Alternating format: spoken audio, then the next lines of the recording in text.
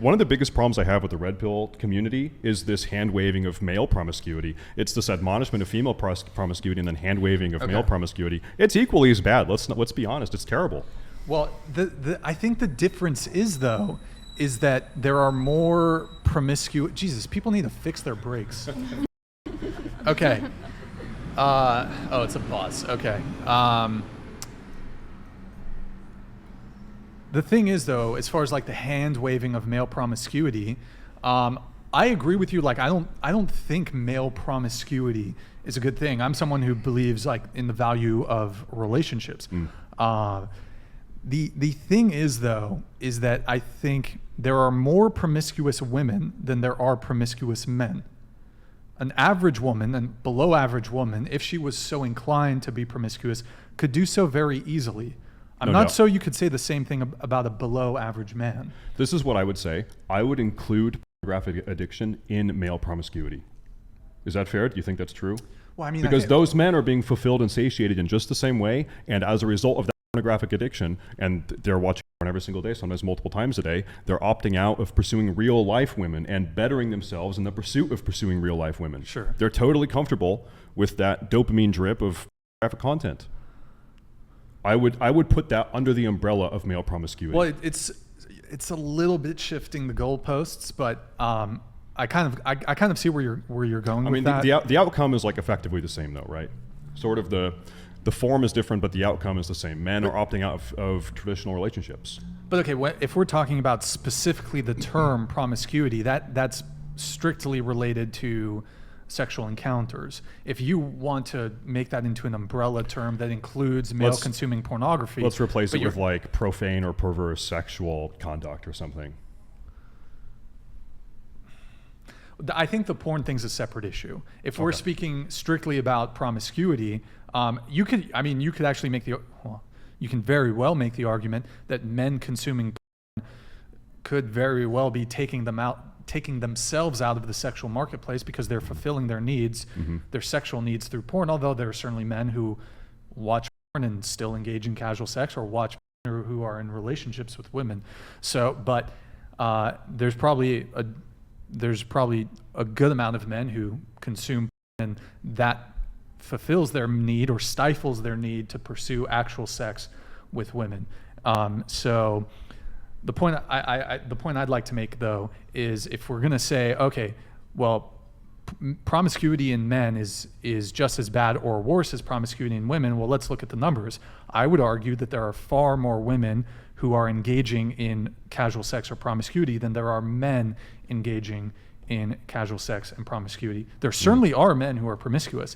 However, there are more women who are capable of, it's very easy to be promiscuous as a woman. No doubt, yeah. It's much harder to be, if you're a real like attractive guy or you've got charisma or you've got some status, you've got some money. Do you have statistics on this, or is this just something that you think? It's self-evident. Can I ask you a question? It's hold on, let me just address her point. And then I want to say, let me just address her thing. Go ahead. Okay, no, go ahead. Well, you said, do I have statistics on this? Yeah. Would you agree that any single girl here at the table, it's 8:30 p.m. on a Tuesday, if she was so inclined, could probably like go out to the street or go download the dating app and get sex tonight if they were so inclined? Well, I don't even need to ask you. I know any single girl here at this table, you could download the dating app, you could walk on the street, just go up to a guy, say, hey, do you want to have sex? Might not be the first, might not be the second, but you will get a guy who will sleep with you. Whereas as a guy, unless you're like super top tier dude or super charismatic, good luck. But women are not doing that. But it's so the you're saying capability. that women, okay, but there's a difference because once you said the capability. Can you just turn your mic down just a tad? Once you said capability, and the second time you said that women are more promiscuous. So there are more women who engage in casual sex and promiscuity than there are men. You don't have a statistic for that. Well, I could pull it up. Eric, could you pull up that chart? You've pulled it up a bunch of times. Well, I agree and disagree, because if men were the gatekeepers of sex, I think that their percentage of promiscuity would be a lot more than women would. Honestly. Like, ultimately, men and women are very different. They're like, they use each other for very different things. Like, men, it is their duty to provide and everything like that, be financially well. So that's what women seek. Women use men for their money. Like I said, women are the gatekeepers of sex. So that's what men seek. Like that's what men want even more. Do you have the? I think the bigger problem is that we have a society of Here, we'll come back to it. men and women who engage in casual sex, who devalue relationships, who devalue monogamous relationships, and think that somehow this lifestyle will make them happy or fulfill them, when statistically that's just not true either. It's statistically proven that women especially, but people who are in monogamous committed relationships are happier and actually men who are married are more successful as well. So women are happier, men are happier and more successful, and society is bettered because of it. And we, as women, I don't know how you feel, but we've been told this lie that somehow engaging in casual sex or allowing ourselves to be objectified, or whatever terminology we want to use, and I want to be sensitive about it, is somehow empowering. Do you guys feel empowered by those things? I mean, truthfully. And if you do, that's fine. I want to You mean hear. through sex? Yeah. Personally, no. I've always been, I mean, this is weird for me to say, but on the more conservative side. So, I mean, no. What do you think that you want out of relationships or a relationship? Emotional security, just someone to share and grow with. You know, a strong leader, obviously. Someone to show me how to do things. I feel like most women feel the same way. Is that not true? I would say I have a feeling of empowerment related to that a little bit. Like through my job, I feel like is related to sex, so I was able to support myself in a way to be able to educate myself better, take care of myself, have world experiences, and like build myself into a person that I don't think I would have been able to become without that. Do you think that it has more to do with the fact that you had money to be able to create the lifestyle that you wanted?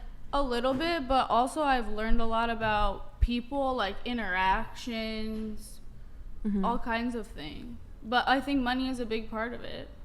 Yeah.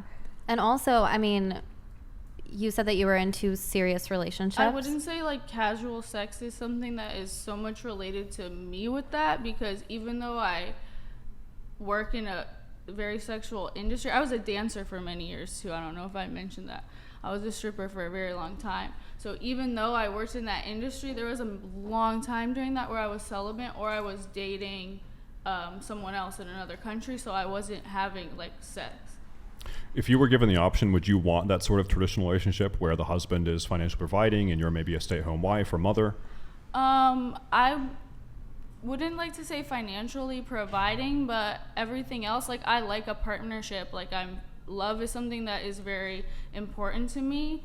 I like a monogamous relationship with someone. I understand a lot about relationships. I know what I'm willing to give and like ready to give to someone. I'm a very nurturing person, But so you wouldn't I would want like to to be- share that with somebody. You wouldn't want to be financially dependent on a man. No. Okay. I would like to have someone who contributes with me, and if you have more success than that, that's great. But I would never want to be financially dependent on a man. I've always been like very financially dependent on myself, and I can't imagine not having that. Like, what if something happened, you know? Of course you don't want to think that, but Yeah.